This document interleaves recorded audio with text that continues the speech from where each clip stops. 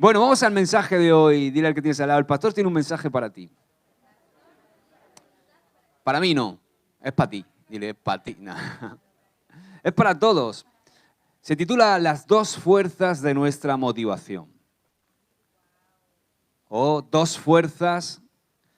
Seguramente pueden haber más fuerzas que nos motiven en la vida, pero hoy voy a hablarte de dos fuerzas que yo considero que son invencibles en nuestra vida y que tienen que ser las fuerzas que nos motiven. Amén. Dale para adelante. ¿Cuál es tu motivación? ¿Qué es lo que te motiva a hacer las cosas, a hacer lo que estás haciendo? ¿Piensas en ello de vez en cuando? ¿O simplemente te dejas llevar por la inercia y haces las cosas por esa inercia que llevas? ¿O realmente te paras a reflexionar sobre qué está motivando todo aquello que haces y para quién lo haces? Dale para adelante otra más. Estos dos, uno es Luis XIV, rey de Francia, y el otro es François Fénelon, o Fénelon. Y algo muy interesante de estos dos, dirás, ¿por qué los has puesto ahí? Bueno, el Fénelon hizo algo muy interesante. Él era el pastor los pastores vestían así antes, el pastor de Luis XIV, y siempre Luis XIV se congregaba todos los domingos en un lugar donde iban todos los feligreses, todos sus súbditos a congregarse. Y él hizo algo interesante, y es que le dijo a todos los feligreses que Luis XIV este domingo no iba a poder venir porque se encontraba indispuesto. Y resulta que no era cierto, sino que Luis XIV apareció y no había nadie en la iglesia, solamente Luis XIV. Entonces, ¿qué quiero decir con esto? Dale para adelante porque si seguimos. Fíjate lo que él dijo, François Fénelon. Cuando sucedió eso, él mismo le dijo a Luis XIV, dice, he hecho esto, he hecho lo siguiente, le he dicho a la gente que no ibas a venir porque necesito saber por qué viene la gente. O sea, ¿cuál es la motivación de que la gente venga todos los domingos a congregarse? Entonces, cuando él hizo el experimento de decir que el rey no iba a venir y que no iba a estar en la presencia del rey, resulta que no vino nadie, solamente un par de mujeres vinieron. Y es como que él testó, ¿no? O testeó a la iglesia para ver cuál era la motivación de la iglesia. Resulta que todos venían porque venía el rey. Era como que querían quedar bien delante del rey. Y él dijo una frase, François Fénelon, dijo, la fuerza no puede jamás persuadir a los hombres, solo logra hacerlos hipócritas. O sea, el hacer las cosas a la fuerza, al final, lo que hace es que los hombres hagan las cosas de una manera hipócrita, sin que sea la motivación correcta. Ahora, segunda de Pedro, y es por donde quiero empezar hoy. Aquí Pedro me llama poderosamente la atención cómo Pedro insiste aquí, ¿no? Segunda de Pedro 1, 12, 15, dice, por lo tanto siempre les recordaré, ¿les qué? Les recordaré todas estas cosas aun cuando ya las saben y están firmes en la verdad que se les enseñó. Y es justo que deba seguir recordándoselas mientras viva, pues nuestro Señor Jesucristo me ha mostrado que pronto tendré que partir de esta vida terrenal, así que me esforzaré por asegurarme de que siempre recuerden estas cosas después de que me haya ido. O sea, ¿qué es lo que Pedro insistentemente está insistiendo en recordarle a la gente, incluso ya cuando que quedara claro como un recordatorio, aún diciendo él, sé que las sabéis, pero voy a seguir recordándoos. Constantemente os voy a recordar y quiero que se os siga recordando aún después de que yo haya muerto. Era el llamado a vivir en santidad. Eso era lo que Pedro estaba insistiendo, que no dejara de recordarse. El llamado a vivir en santidad. O sea, el llamado a vivir en santidad no es una sugerencia o es una recomendación. Es un mandato que se espera que tú y yo, como hijos de Dios, obedezcamos. Y Pedro lo deja clarísimo en este texto que hemos leído, porque acabamos de leerlo, y menciona hasta 3 veces el concepto recordar. Es como que lo machaca, ¿verdad?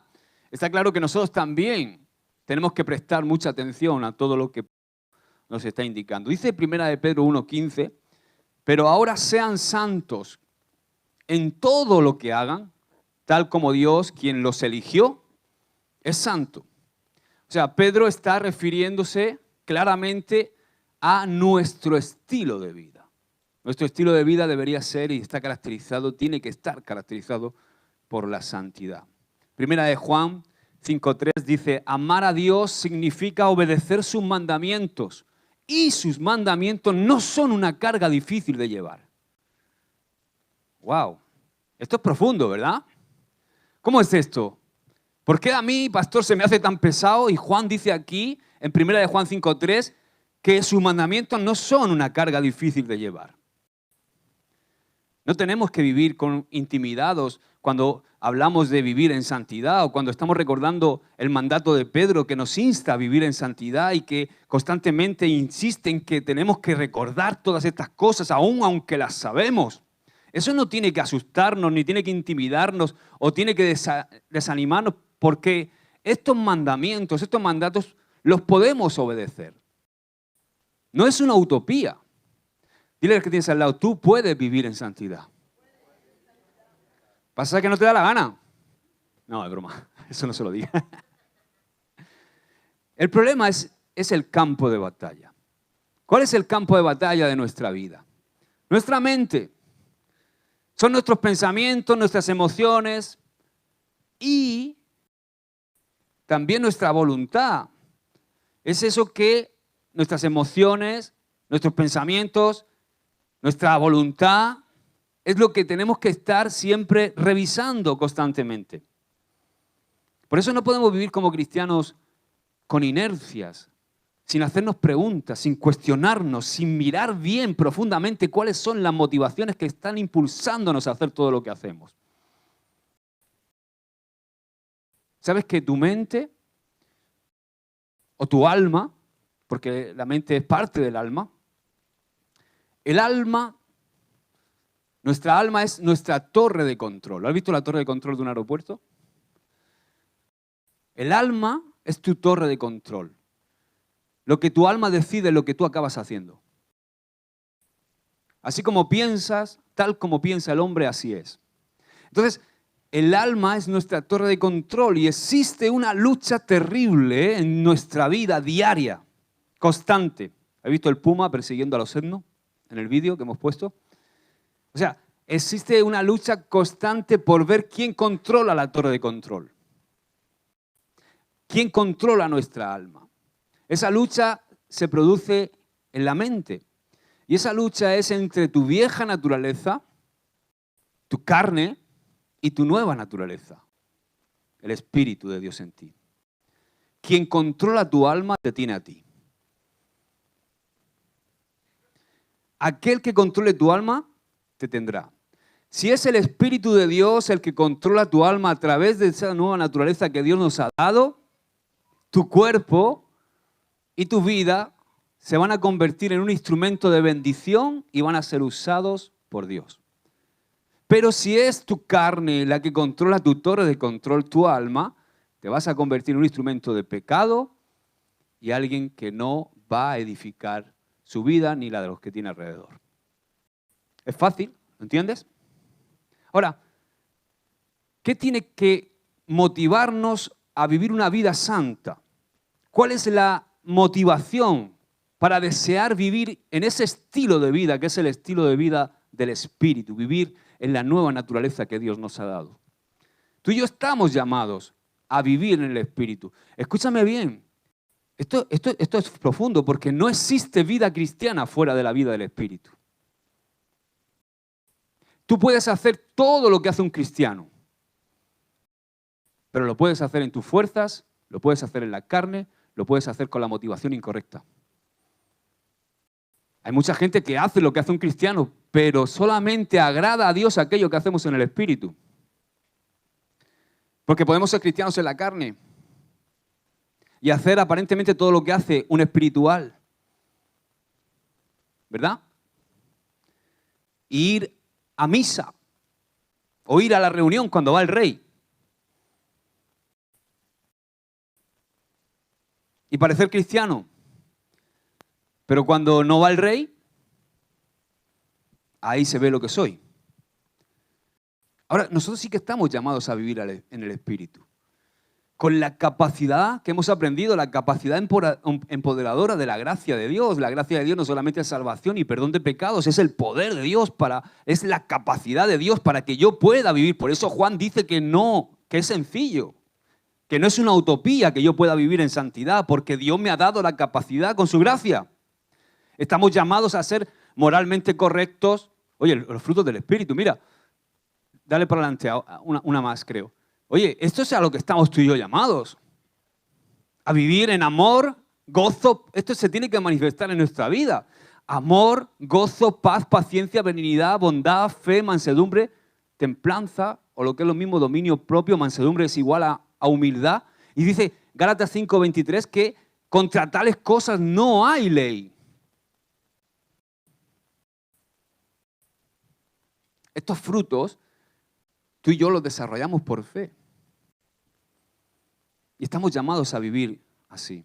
Ahí nos dice en ansiedad, en gritos, en ira, ¿no? No dice nada de eso, ¿verdad? En descontrol sexual, no dice nada de eso. Dice amor, gozo, paz, paciencia, benignidad, bondad, fe, mansedumbre y templanza. Ahora, quiero que veamos esas dos fuerzas de las que te he hablado al principio, que titulan este mensaje. Las dos fuerzas de nuestra motivación en todo aquello que hacemos como cristianos. Como he dicho, los mandatos del Señor no son difíciles de cumplir. ¿Por qué? Porque tenemos una nueva naturaleza que, unida al empoderamiento de la gracia, nos da la capacidad para vivir cumpliendo los mandamientos de Dios. Ahora, no podemos llevar el estilo de vida que Pedro y Pablo nos demanda en la carne. Tenemos que llevarla en el Espíritu. Ahora, tenemos que ser también realistas. Puede que tengamos la capacidad. ¿Cuántos tienen la capacidad? ¿Amén? ¿Estáis aquí o en el teléfono? Vamos a esperar un poquito y seguimos, no hay prisa. Tranquila, Ángela, no te pongas nerviosa. Si ha traído antes el teléfono para ponerlo en silencio y se ve que no lo hemos podido poner en silencio. ¿Estamos aquí? Vale, seguimos. Vamos a ser realistas. Puede que tú y yo tengamos la capacidad porque hemos nacido de nuevo y Dios nos ha dado la capacidad en el Espíritu. Tenemos la capacidad, pero ¿qué motiva mi vida para cumplir el mandato de vivir una vida santa en el fragor de la vida, en el fragor de esa batalla que hemos descrito antes? Porque, ¿sabes qué? Tener la capacidad de hacer algo no significa que lo hagamos. ¿O no? Tú puedes tener la capacidad de, no sé, por ejemplo, conducir, pero puede ser que no conduzcas. O puedes tener la capacidad de hacer muchas cosas, pero el hecho de que tengas la capacidad no quiere decir que las hagas. O sea, nosotros tenemos la capacidad de vivir una vida santa, de vivir en el Espíritu, pero tenemos que tomar la decisión de qué es lo que nos motiva. Necesito encontrar una motivación para yo poder vivir y querer vivir en esa nueva naturaleza que Dios nos ha dado. Y la respuesta son estas dos fuerzas invencibles. Y vamos a empezar con la primera fuerza. La primera fuerza es el amor apasionado. Puedes decirle al de al lado, amor apasionado. Con ese ímpetu ahí. Bien, vamos. Otra vez. 1, 2 y 3. Así se despiertan los que duermen. Mira lo que dice Juan 14:15. Estaba leyendo el libro de Juan hace un par de semanas y llego a este capítulo 14. Y de repente llegó al versículo 15, estaba leyendo lo de la Nueva Traducción Viviente. A veces mezclo, me gusta, tengo varias traducciones. Y estaba leyendo Juan en la Nueva Traducción Viviente. Y cuando llego al versículo 15, dice, si me aman, obedezcan mis mandamientos. Y sigo leyendo, pero de repente vuelvo otra vez al versículo 15. Si me aman, obedezcan mis mandamientos. Y el Espíritu Santo empezó a inquietarme. Como eso que sientes, dice, aquí hay algo. ¿No? No sé si te ha pasado. ¿Estás ahí? Aquí hay algo. Aquí hay algo que te quiero decir. Entonces lo leo despacio, digo, si me aman. No. Si me aman, obedezcan mis mandamientos. Vuelvo a leerlo. Si te das cuenta, en todo el capítulo 14, Juan está tratando de la importancia de obedecer las palabras de Jesús. Ese es el contexto. Entonces, cuando llego al versículo 15, lo que yo entiendo cuando lo leo las dos primeras veces, a primera vista entiendo que Dios me está diciendo, Josué, obedeciendo mis mandamientos, estás demostrando que me amas. ¿Sí? Ahora, siento otra vez fuerte en mi espíritu, léelo otra vez. Vuelvo a leerlo. A ver, ¿está ahí? Si me aman, obedezcan mis mandamientos. Vale, pues sí, lo he entendido, Señor.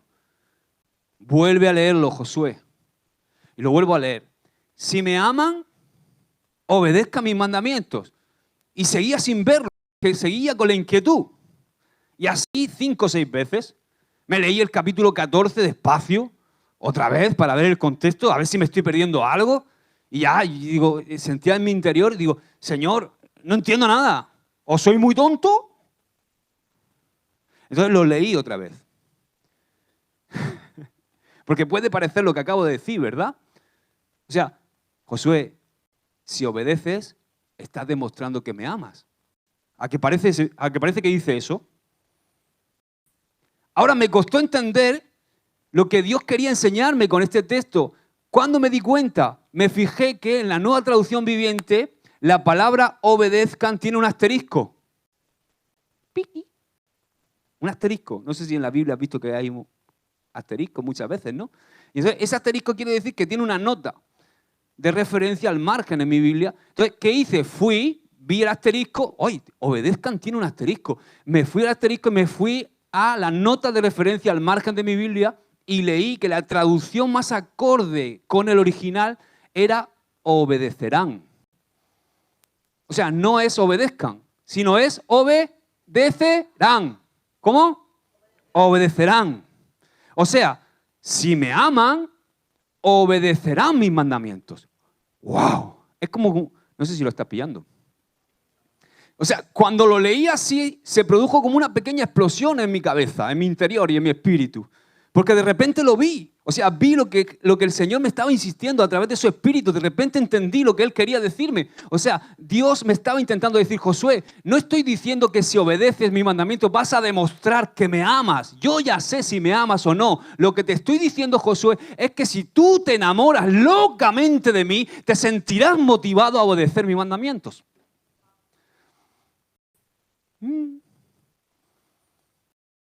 Y ahí cambia la cosa. O sea, ¿qué pasa? Que mi primer entendimiento de Juan 14:15 había sido un entendimiento religioso, un entendimiento legalista. Tengo que hacer sus mandamientos para demostrar a todo el mundo que amo a Dios.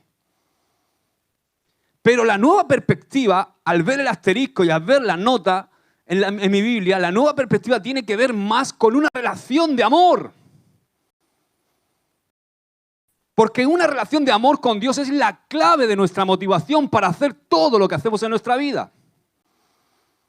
O sea, no tengo que obedecer a Dios para demostrar que lo amo, sino que como lo amo, deseo obedecerlo. Me río porque el Señor es maravilloso. Un texto que has leído 75 millones de veces, de repente.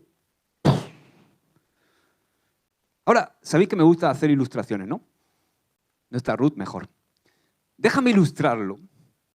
¿Alguna vez te has enamorado? ¿Cuántos se han enamorado? Vosotros los jóvenes no. ¿También? Mira, cuando yo me enamoré de Ruth. Ay, Señor. Y me hice su novio. Yo estaba locamente enamorado de ella. O sea, Ruth estaba constantemente en mis pensamientos. Hacía cualquier cosa por estar con ella. Recuerdo esas llamadas de teléfono cuando no había móviles desde la cabina. Cuelga tú, no, cuelga tú, no, cuelga tú, no. Tú primero. ¿Cuándo colgamos? Venga, colgamos la de una. Ay, no, espera, cuelga tú, no, cuelga tú. No, yo cuelgo, no, cuelga tú. Cualquier cosa, cualquier excusa era buena para estar con ella. Incluso me escaqueaba del trabajo o hacía el trabajo más rápido para estar con ella. Un día mi padre me dejó el coche para ir a verla a Lorca. Yo vivía en Murcia y cuando llegué a Lorca resulta que me había dado llevaba la carpeta con los cobros porque yo trabajaba con mi padre y me dejé la carpeta de cobro a cosa hecha. Y cuando llegué a Murcia, se me ha olvidado la carpeta de cobro en casa de Ruth. Madre mía, hijo, tienes que volver. Vale, voy para allá. ¡Mentiroso!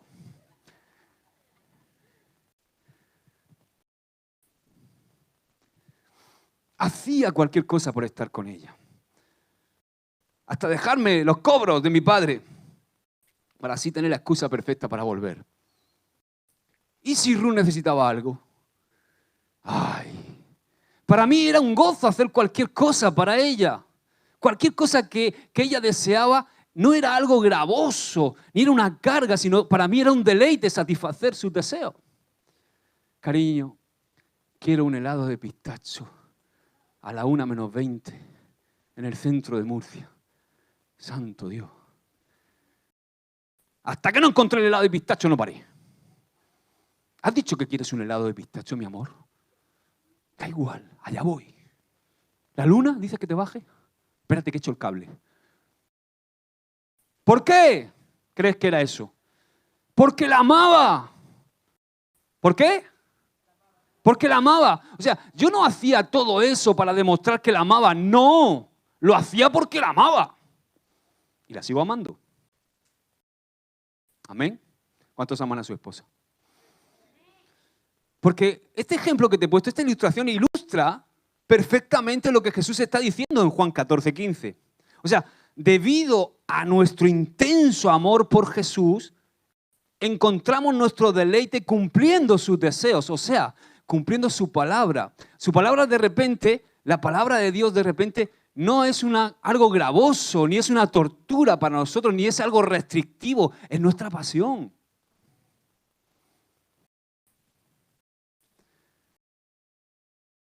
Estamos entendiendo de esta fuerza motivadora, ¿verdad? Que se llama amor apasionado. Ahora, volviendo al ejemplo de Ruth y yo, a la ilustración que estamos empleando, resulta que pasa el tiempo y nos casamos.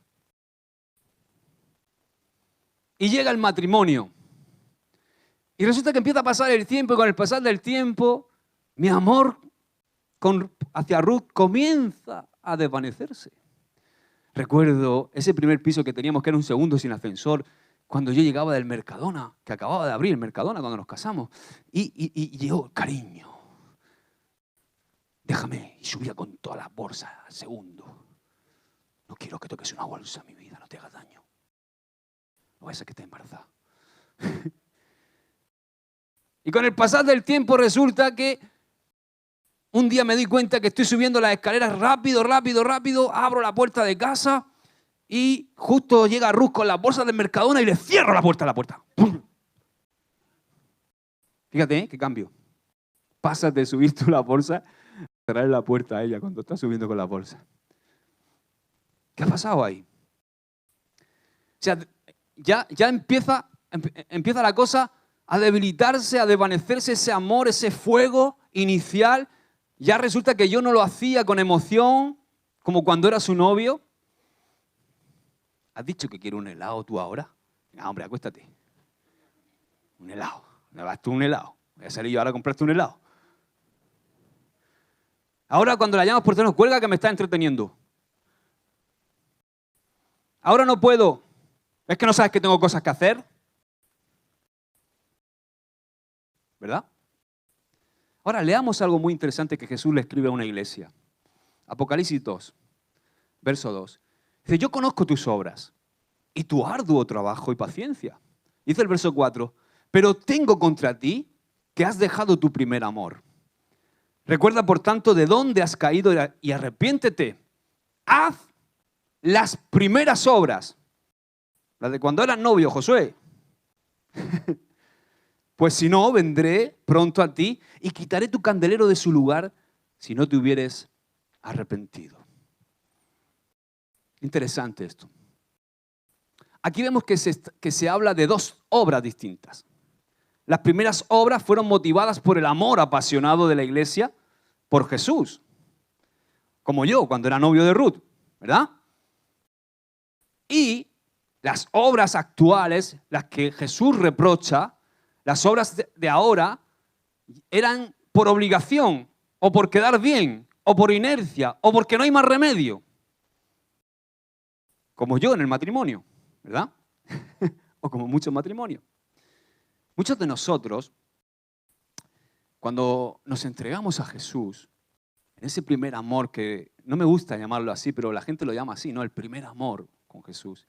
Yo creo que el amor con Jesús no debería cesar nunca. Ni ese enamoramiento de Jesús debería cesar nunca. Si tenemos un correcto entendimiento de la gracia de Dios. Ahora, muchos de nosotros estamos apasionados. Estamos enamorados de Jesús a tal punto que nos encantaba servirle, nos emocionaba hacer cualquier cosa por Él. Pero resulta que en nuestro cristianismo empezamos a movernos por inercia, pasa el tiempo.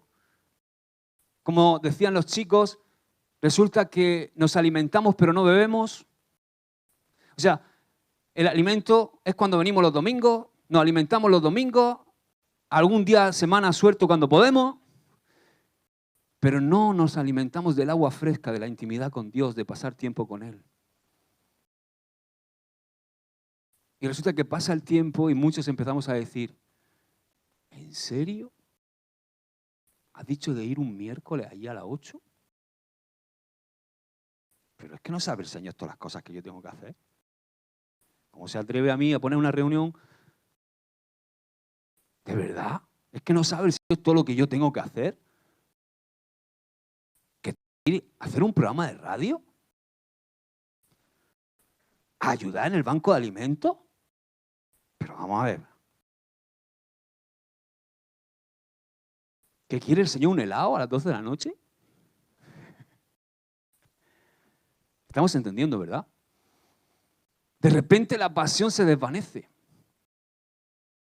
La obediencia y el servicio se convierten en algo gravoso, en una obligación, en un quedar bien, y deja de ser un placer.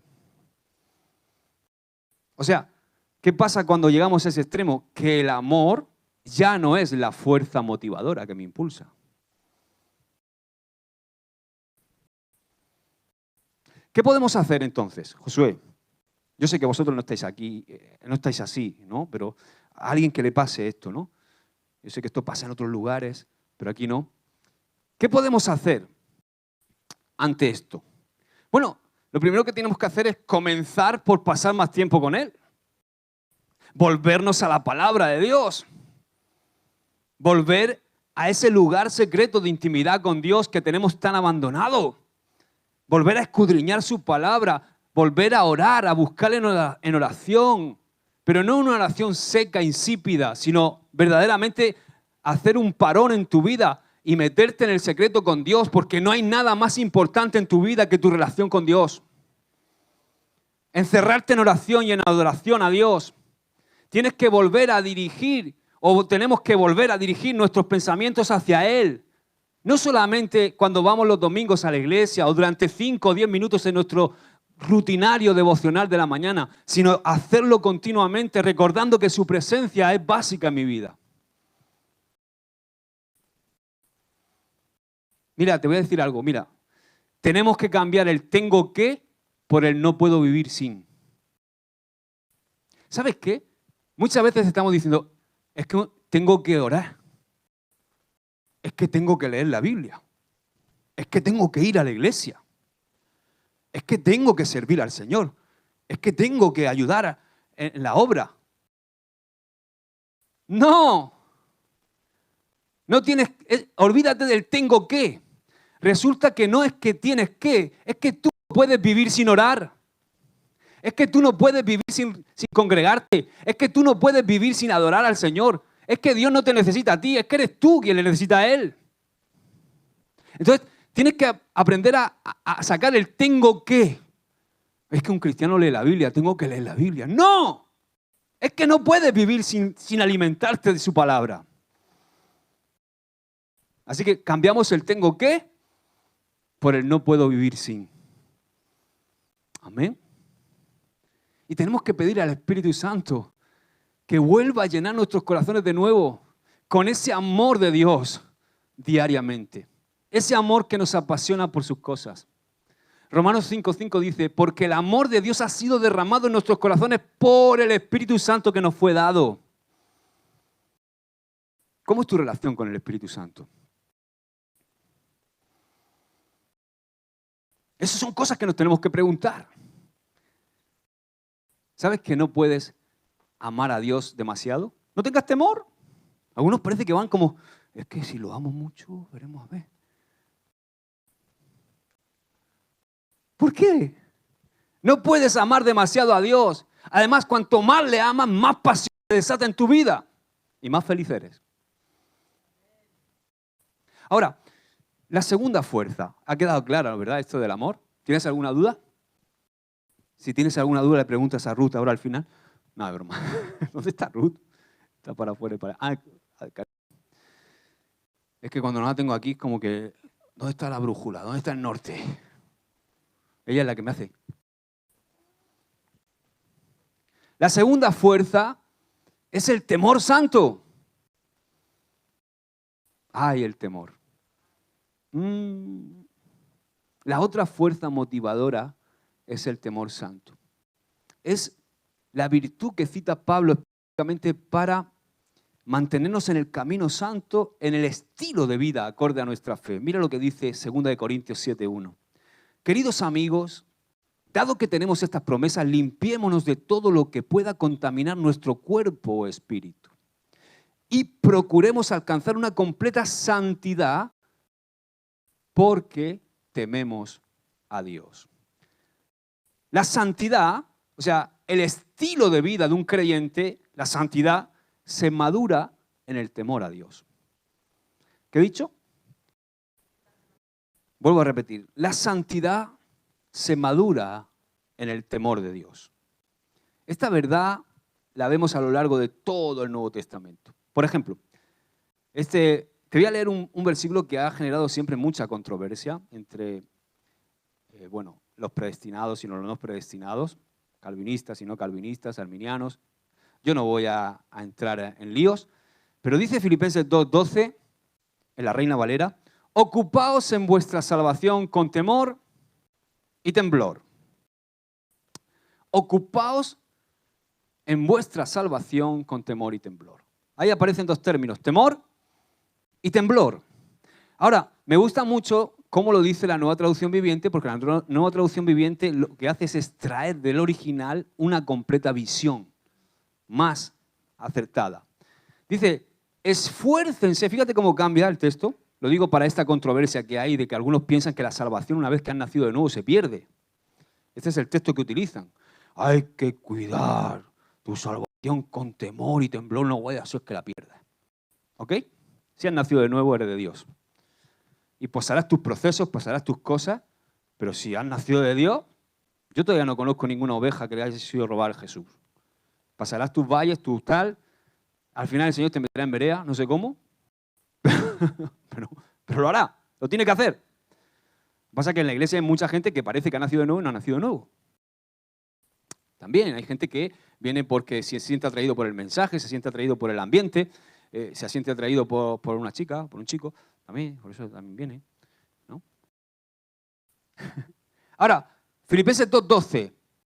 Mira lo que dice la Nueva Traducción Viviente porque me da una visión más clara de esta controversia que hay. Esfuércense por demostrar los resultados de su salvación, ¿cómo?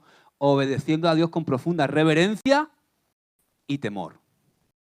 ¿Entendemos más? O sea, se necesita una profunda reverencia, temblor y temor santo para obedecer los mandamientos de Dios. O sea, parafraseando, lo que Pablo quiere decir aquí es, ocúpate de la vida nueva que nos ofrece la salvación con temor y temblor. O sea, no está hablando de que seas salvo o no seas salvo, te está hablando de que te ocupes de esa nueva vida que Dios te ha dado y que tengas y que lo hagas con temor y con temblor.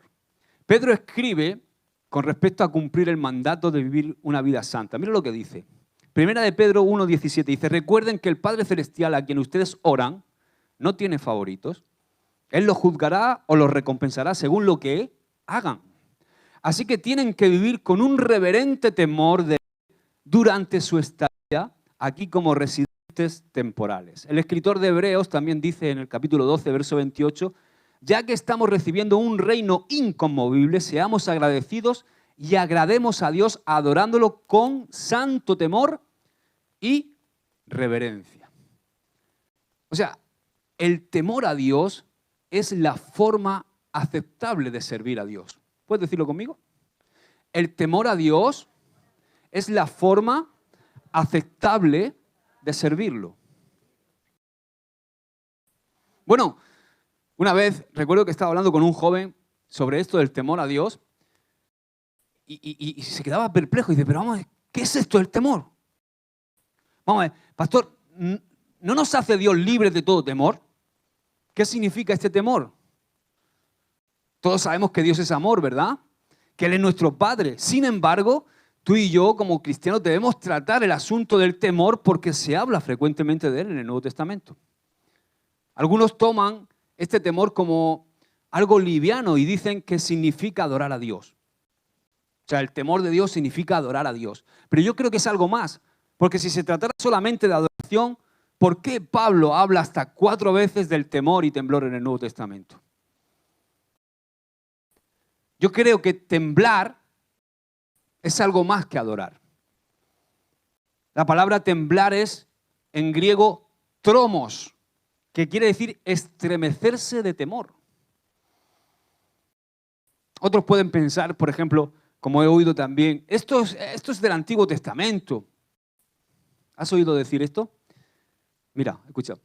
No tenemos que temer a Dios porque Él nos ha dado, Él no nos ha dado un espíritu de temor, sino de amor. ¿Lo has oído?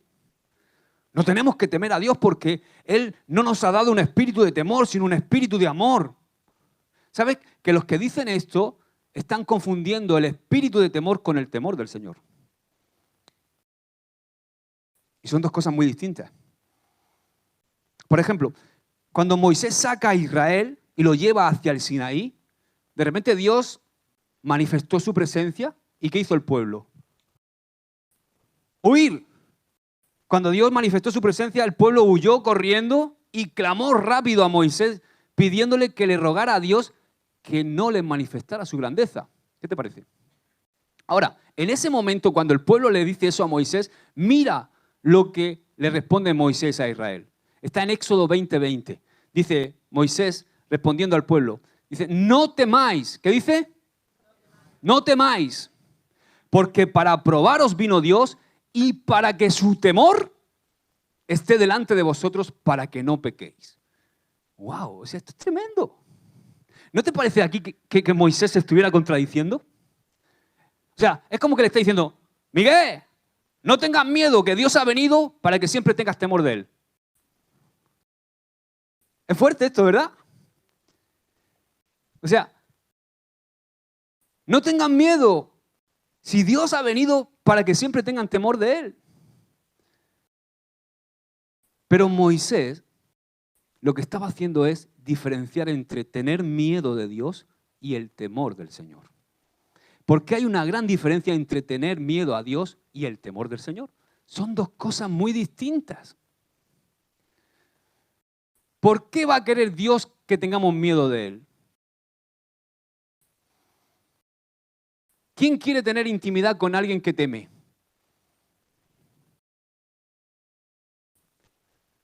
Si yo maltratara a mi esposa, como hay maltratadores, y le pegara, por ejemplo, ¿tú crees que ella querría tener intimidad conmigo? Me tendría miedo, ¿no? ¿Por qué va a querer Dios que le tengamos miedo? Es imposible tener intimidad con alguien del que se tiene miedo. Y sin embargo, Dios desea apasionadamente tener intimidad con nosotros. No tiene sentido. Escucha bien algo. La persona que tiene miedo de Dios es porque tiene algo que esconder. ¿Os acordáis de Adán y Eva? Cuando pecaron, ¿qué hicieron? Se escondieron. ¿Por qué? Dice la palabra que se escondieron. Porque tenían miedo. O sea, la persona que tiene miedo de Dios es porque tiene algo que esconder. Por el contrario, la persona que tiene temor del Señor no tiene nada que esconder. Ahora escucha bien algo, porque esto es poderoso. El único miedo que tiene una persona que teme al Señor es miedo a estar lejos de Dios. Y ese es el verdadero temor del Señor. Miedo a estar lejos de Dios. ¿Y qué es lo que me separa de Dios? El pecado y la falta de santidad, porque sin santidad nadie verá a Dios. O sea, que alguien que tiene el temor del Señor, lo que verdaderamente tiene miedo es estar lejos de Dios.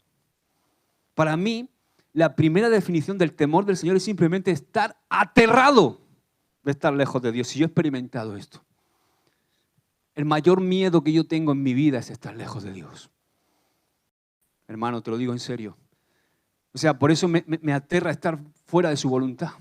Porque he sido tan desgraciado haciendo las cosas a mi manera, viviendo en mi propia voluntad, haciendo las cosas sin contar con Él, sin temor de Dios.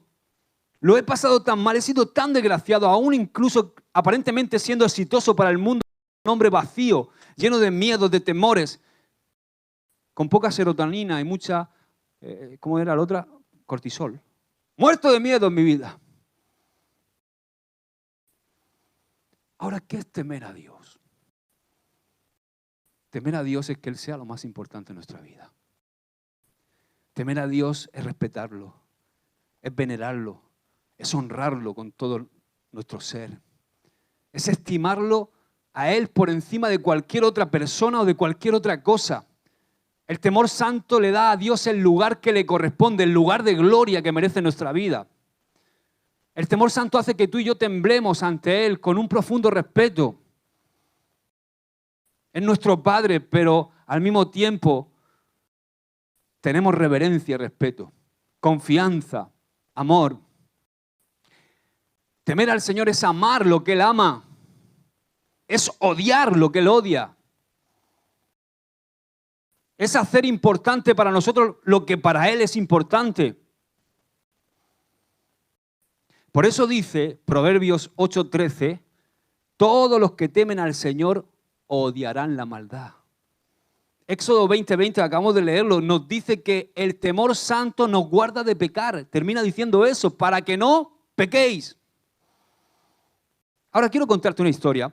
Vi la película hace aproximadamente 3 meses y es una película, este tipo de películas a mí me violentan mucho. Me violentan mucho porque cuando veo, no sé si te pasa a ti, por ejemplo, cuando sale en la televisión un predicador de estos que ves que está haciendo el desastre ahí, que te pone mal, ¿verdad? Porque dices tú, nos meten a todos en el mismo saco luego. Porque lo ves que el otro día veía uno que estaba diciendo, y estaba predicando y dice, y le estaba hablando a la iglesia y dice, aún no tengo el nuevo Rolex, ¿por qué aún no me lo habéis? Y yo digo, Señor, que luego nos meten a todos en el mismo saco. Gentuzo, que eres un gentuzo, sinvergüenza. Estás representando a Dios. Bastante tiene ya. Ahora, escucha bien porque vi esta película, leyendo en un libro, da la casualidad que estaba leyendo un libro de un autor que conoce a este hombre y resulta que da la casualidad que vimos la película hace 2 meses. La historia de un telepredicador en la década de los años 80. Él es muy conocido, se llama Jim Bakker, no sé si os suena. Esta es la película está interpretada por, ¿cómo se llama el actor que es tan famoso que hace Spider-Man? Andrew Garfield. Y el auténtico es este. Siguiente foto. Estos son los auténticos, ¿no? Estos son los actores que hacen la película. Y resulta que este hombre, pues, tenía un ministerio impresionante, tú ves la película y ves cómo empiezan amando al Señor, entregando su vida por la obra, se casa con esta mujer, pero cae en homosexualidad, él descubre su pecado, luego también es infiel, ella también le es infiel, él estafa con el dinero de todos los feligreses, arma un taco que no vea, ¿no? Total que acaba en la cárcel, y entonces el escritor del libro que yo estoy leyendo, resulta que por curiosidad, porque le había impactado su ministerio desde que él era joven, va a hacerle una visita a la cárcel. Y él lo escribe en este libro, escribe cuando hace esa visita a la cárcel. Y le pregunta, empieza a hablar con él. Y lo que primero que le sorprende es que que estaba en la cárcel, Bakker, dice, no ha sido el castigo de Dios lo que me ha traído aquí, sino ha sido el amor de Dios lo que me ha traído aquí y la misericordia para que yo pueda darme cuenta de mi error. O sea, oye, está bien, ¿no? Empieza bien. Claro, pero este joven, que era un joven en ese momento, el escritor del libro, dice, ¿cómo puede ser que teniendo lo que tenías y empezando como empezaste, incluso teniendo una sana doctrina, ¿cómo dejaste de estar enamorado de Jesús? Le pregunta en un momento, dice, ¿cuándo dejaste de estar enamorado de Jesús? ¿Sabéis lo que le respondió a él? Dice, nunca he dejado de estar enamorado de Jesús. Le respondió. Entonces, el joven pastor en ese momento dice, pero cometiste adulterio, cometiste fraude, estás en prisión. ¿Cómo puedes decir que nunca dejaste de estar enamorado de Jesús? Y le respondió él, yo amaba a Jesús, pero no tenía temor de él. Y añadió, ¿sabes qué? Hay millones de cristianos en el mundo que son como yo. Aman a Jesús, pero no temen a Dios. Cuando leí esto me quedé pensando, ¿no? Y es cuando yo enseguida, porque el primero que se mete ahí con el Señor y se autoevalúa, dile al que tienes al lado, tenemos que autoevaluar nuestra motivación constantemente. Porque si no nos convertimos en alguien más.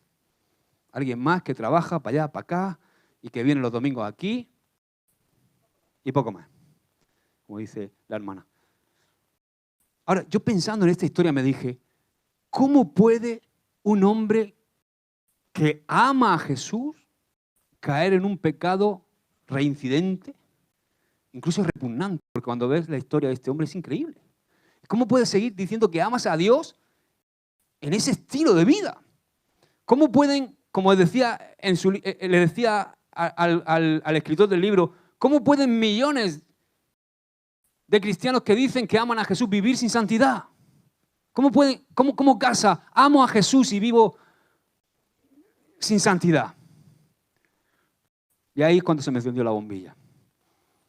¿Sabes lo que pasa en realidad?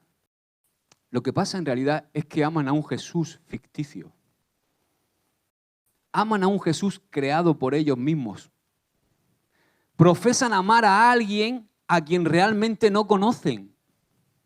O sea, crean una imagen de Jesús que en realidad no es el verdadero Jesús.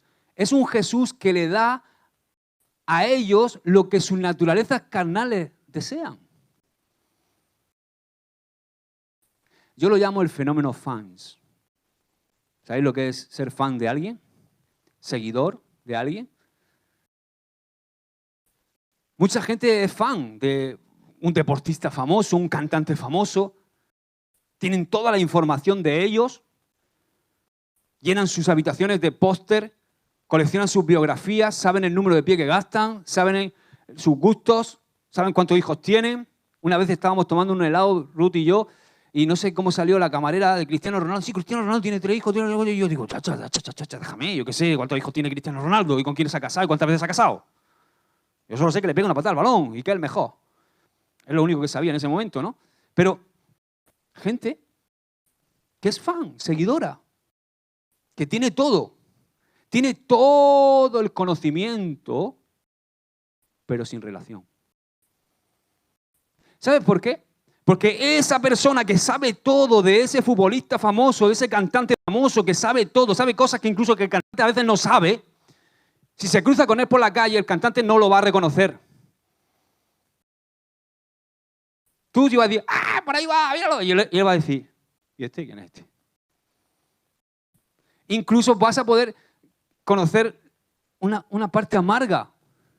Una vez vi un vídeo de un chico que estaba horas esperando para ver a su futbolista favorito y con el papel allí y sale el vídeo como el futbolista se baja y hace así, ¡pum! Y le pega un desprecio, 4 horas esperándolo. Ya estás conociéndolo. ¿Verdad? Entonces, muchas veces vivimos dentro de la iglesia nuestra motivación, nuestro estilo de vida, se convierte en un estilo de vida que somos fan de Jesús. Entiéndeme bien, hay que ser fan de Jesús. Pero resulta que Jesús no es como Messi, Cristiano Ronaldo, cualquier estrella de rock. Jesús no solamente debe ser su fan, sino que Él te da la posibilidad de que te lo lleves a casa, de que lo conozcas íntimamente, de que puedas estar con Él 24 horas al día si quieres, de que te lo lleves a tu trabajo, de que sea tu compañero, de que Él comparta su corazón contigo, sus intenciones, de enamorarte, de apasionarte de Él. Es muy distinto, ¿verdad? Pero resulta que vivimos con un montón de conocimiento de Jesús, pero con poca relación con Jesús. Y eso hace que muchas veces nos creemos un Jesús ficticio. ¿Os acordáis de Aarón al pie del Sinaí? Es interesante porque leyendo la Biblia, como sabéis, es maravillosa, ¿no? Y no me había parado yo en un pequeño detalle. Resulta que Moisés se sube arriba. Todos sabéis que Moisés sube arriba en la presencia del Señor y empieza a tardar un poquito, ¿no?, en bajar. Moisés estaba tardando un poco, estaba bueno. Lo que estaba allí arriba estaba bueno y se ve que estaba tardando un poco. Y Aarón y los líderes que estaban lejos de la presencia de Dios, porque ¿quién estaba en la presencia de Dios? Moisés. Resulta que empiezan a inquietarse e hicieron un becerro de oro. ¿Y sabes cómo lo llaman? YHVH. Sabéis que luego ponemos vocales para poder pronunciar el nombre de Dios como Yahvé. O sea, que el nombre que le pusieron, esto es una cosa que digo, wow. O sea, el nombre que le pusieron al becerro fue Yahvé. Y esto no fue solo Aarón. El propio pueblo reconoció a ese becerro como Yahvé. ¿Era Yahvé el becerro? No. Era un Yahvé ficticio, uno creado, un Dios ficticio, muy distinto al Dios que estaba arriba con Moisés. Dice Proverbios 1:7, y ya termino con esto. Te dejo ahí pensando. ¿Verdad? Qué bueno. Es bueno que pensemos. El principio de la sabiduría es el temor del Señor. ¿Cuántos han oído este versículo, verdad? Sabemos de memoria, el principio de la sabiduría es el temor del Señor. Ahora, ¿el principio de qué sabiduría?